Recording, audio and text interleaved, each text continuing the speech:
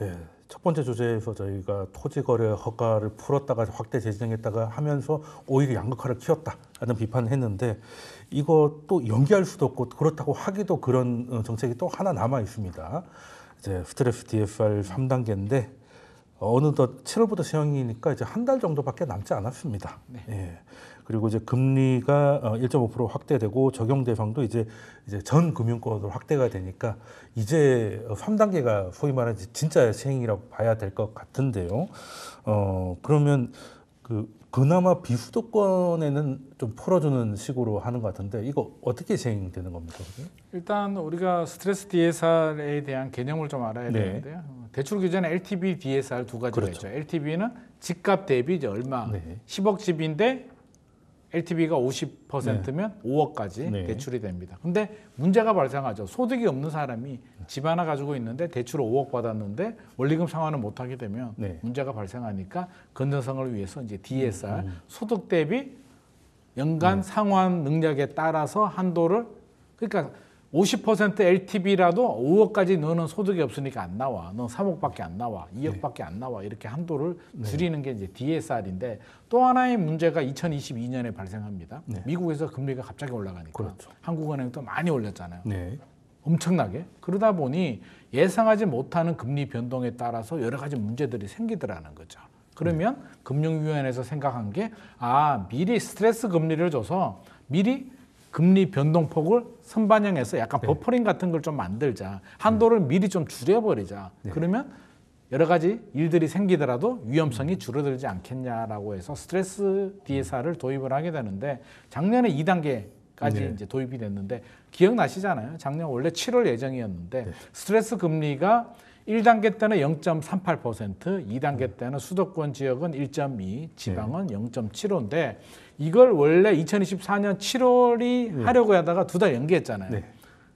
난리가 났잖아요. 이게 그렇죠, 뭐냐. 맞습니다. 이게 정부는 집값 잡을 의지가 없다라고 네, 해서 맞습니다. 집값이 폭등하니까 아마 정부는 트라우마가 있는 것 같습니다. 네. 제가 회의 때도 들어보니까 무조건 시행해라는 말을 여러 번 강조를 하는 거로 봐서 이번에는 무조건 간다. 2달 연기했다가 이 분위기에서 지금 서울 한강벨트 집값 올라가는데 2달 연기하면 아마 엄청난 오해 아닌 오해로 폭발할 수도 있기 때문에 그대로 한다. 근데 수도권은 1.5까지. 네. 그러니까 1.2에서 1.5%까지 올리고요. 지방은 0.75%를 6개월 그대로 유예해 주겠다라는 내용인데 한도를 보게 되면 일단 연봉 1억인 분이 뭐 대출 금리 4.2%로 하게 되면 5억 9,400만 원 정도 2단계에서 받다가 5억 7,400만 원 정도로 한 2천만 원 정도 한도가 줄어듭니다. 그래서 한도가 좀 줄어드는데 이미 시행을 하고 있기 때문에 그 충격에 대해서는 아마 지역별로 좀 온도 차이가 있지 않나 싶습니다. 네, 그러면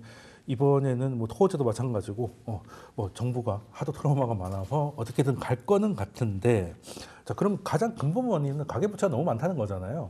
가계부채가 어느덧 지금 한국은행이 1분기 기준으로 하면 거의 이제 뭐 2,000조 가까이 되더라고요. 1,927조 3천억이라고 하는 건데 야, 이 가계부채 이거는 뭐 제가 예전에 처음으로 가계부채 얘기하면 해서 700조였거든요. 거의 그 사이에 3배가 됐습니다. 이거 가계부채는 해결 안 되는 거겠죠? 이거 뭐 방법이 없을 것 같은데. 뭐 우선 두 가지 측면이 있죠. 대출을 많이 해줘서 집값이 올라가는 것들도 있겠지만 집값이 많이 올라가서 빌려야 되는 돈이 많아지는 그런 구조도 같이 작용을 하는 거기 때문에 이런 뭐 가계 대출을 관리한다고 해서 뭐 물론 그 양에 대해서 또 늘어나는 양에 대해서 속도를 조금 더 줄이고 총액을 좀 줄일 수는 있긴 하겠지만 그 추세 자체를 영원히 막는 거는 좀 어려울 것으로 보여져요.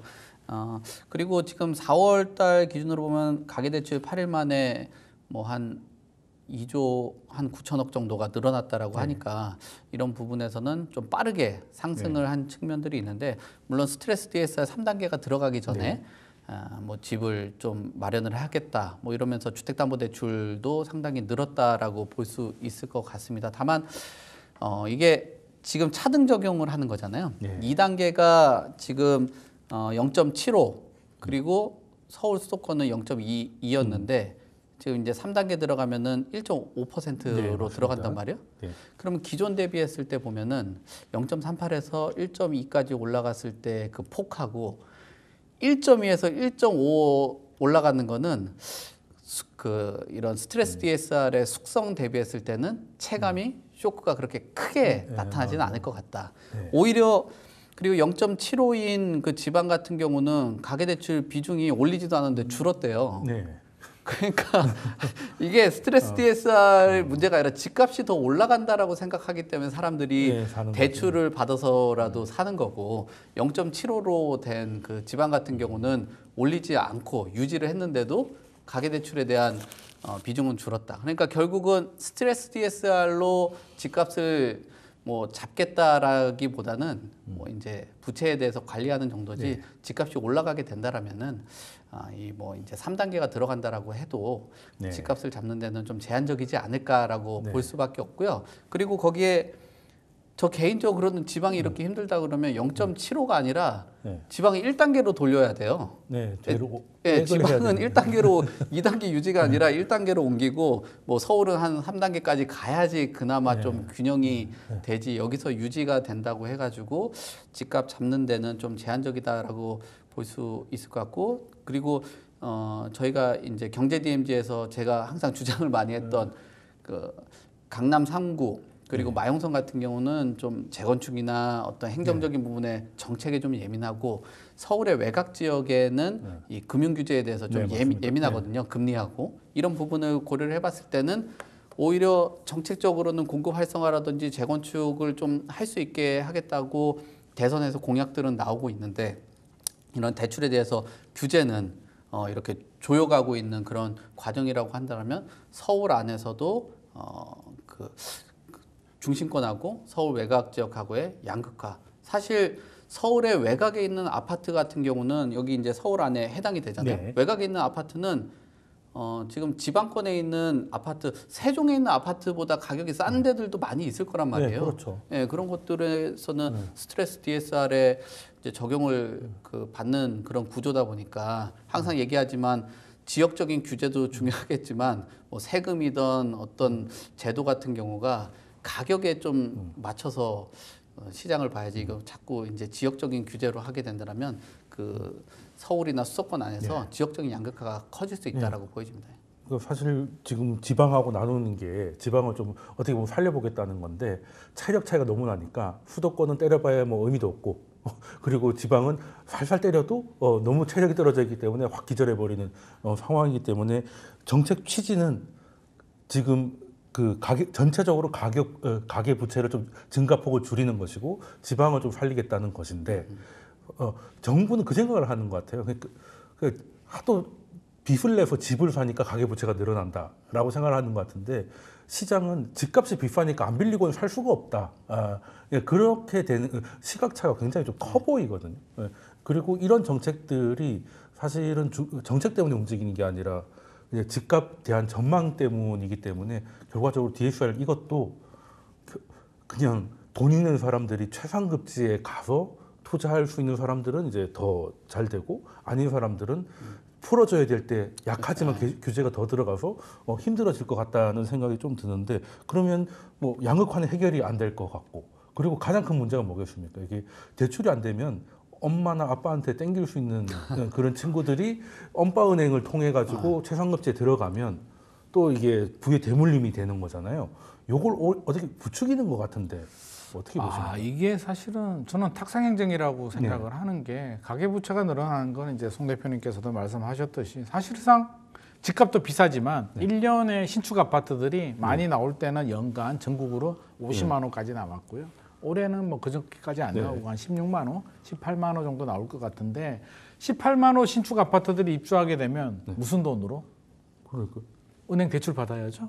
분양가 천정부지 올랐잖아요. 건축비가 올라서. 그래서 예전보다 가격대가 높아서 한 채가 입주하더라도 대출 총량 자체가 다르고 매년 16만 원, 18만 원씩 나오면 그만큼 매년 가계부채는 늘어날 수밖에 없습니다. 그래서 총량을 규제한다는 것 자체가 저는 굉장히 난센스고 오히려 연체율을 좀 관리하도록. 그러니까 소득이 안 되는 분들이 아니면 능력이 안 되는 분들이 또는 잘 직장 다니다가 갑자기 직장을 잃어버려서 어떤 연체가 될 수밖에 없는 상황이니까 연체가 많이 발생하지 않도록 안전한 1금융권에서 많이 받도록 해줘야 되고 그리고 경제를 또 안정시켜서 뭐 실업 같은 게 안 생기도록 또 해줘야 되고 이런 노력들을 해줘야 되는데 사실상 그냥 상승률만 제한하는 거거든요. 그런데 상승률이 제한되냐라고 한다면 지역별로 이제 좀 나눠보게 되면 앞서서 우리가 말한 한강벨트 지역들 영향받지 않습니다. 30억?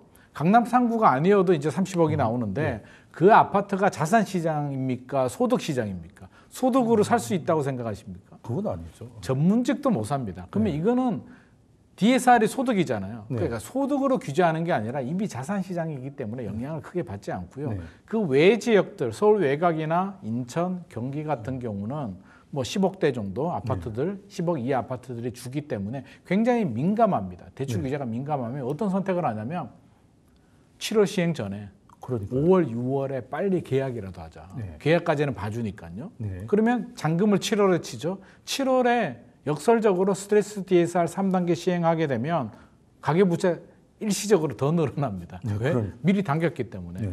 지방은요? 지방은 앞서서 이제 1단계로 돌려야 된다고 하는데 저는 폐지해야 된다고 생각합니다. 예. 지방은 집값이 안 오르기 때문에 미분양이 많고 입주 물량이 많아서 대출 규제 안 해도 안 삽니다. 오르지도 않는 집을 왜 삽니까? 대출을 권장해야 되는 거 아니에요? 그래서 지방에 계시는 분들은 뭐라고 얘기하냐면 우리는 이거는 2단계 유지가 봐주는 게 아니라 이거는 서울은 집값이 오르니까 2대 때릴 거 3대 때려도 되는데 우리는 한 대만 때려도 기절한다. 그러니까. 차라리 사탕을 주고 약을 달라라고 하는데 지금 아니야. 그냥 서울은 3대 때리고 너희는 그냥 2대만 때릴게라고 하는데 맞아 죽습니다. 그러니까 체력이 다르잖아요. 지방은 아무런 영향이 없다. 오히려 풀어줘야 된다. 수도권 지역은 미리 당겨서 대출을 받을 것이다. 핵심 지역들은 영향 받지도 않는다. 결국에는 누구를 위한 가계부채는 늘어난다. 그러니까요. 누구를 위한 규제인지 모르겠고 한마디만 더 말씀드리면 결국에는 여러 가지 상황에 따라서 지금 또 돈을 푸는 거는 누구? 신생아 특례 대출 수십조 풀었죠. 2023년에 특례 보금자리 정부가 풀었어요. 정책 자금으로 가계부채 늘린 거는 정부인데 갑자기 가계부채 관리하겠다고 스트레스 DSR을 해서 실제로 소득이 되는 분들이 더 줄여버린다? 저는 이게 뭔가 잘못돼도 크게 잘못되지 않았나 하는 생각을 하게 됩니다. 네, 저도 DSR의 취지는 이해는 하는데, 이해하죠. 근데 지금 미국이 22년처럼 금리를 올릴 수 있는 그런 환경이냐?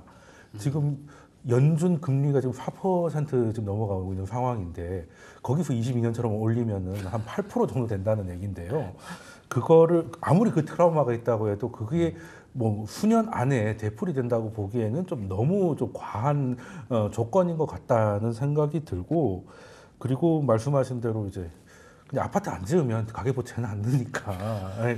그럼 또 공급 부족. 예, 그러니까 그 화장실 가기 귀찮으면 밥을 국물면 된다, 뭐 이런 식의 처방은 너무 이제 엑셀만 보고 현실을 못 보는 것 같다는 생각이 드는데, 그럼 대표님께 이제 질문을 마지막으로 좀 드리면, 스트레스 DSR 이제 3단계까지 돼서 이제 DSR이 이제 완전히 시장에 적용이 됩니다.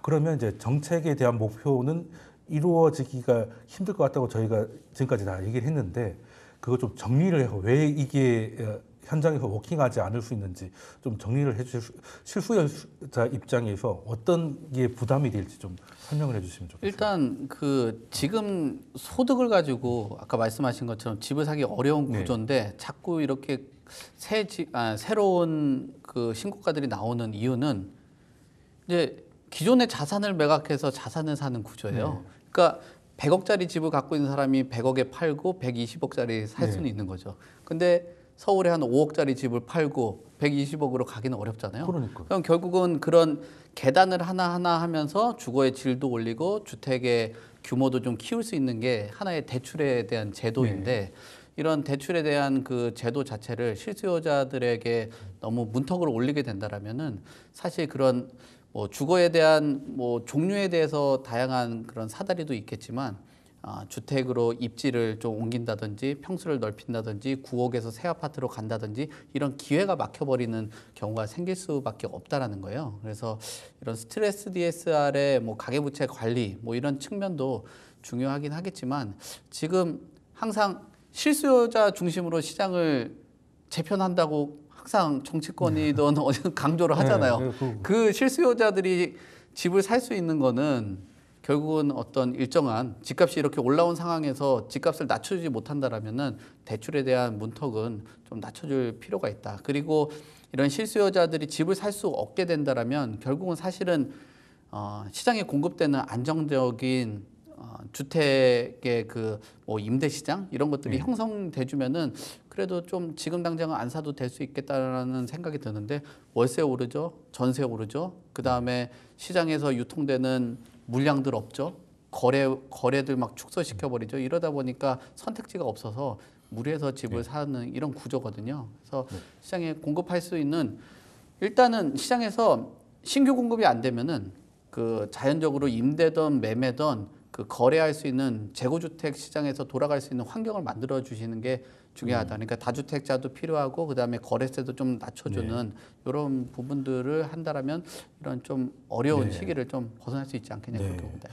그 정책 당국이 좀 아셔야 될 게 아파트 값이 한 12억에서 15억을 넘어가면 지금 이 은행 이자로 봤을 때 대출 받아서 살 수 있는 영역을 넘어간 거잖아요. 그렇죠. 예, 맞벌이를 해서 아무리 월급이 한 1,000만 원 정도 실수령으로 들어온다 하더라도 뭐 절반 이상을 은행에 30년 동안 내야 되는 상황이기 때문에 그 15억이 넘어가는 아파트에 대해서는 손을 대지 않는 게 가장 맞다고 봅니다.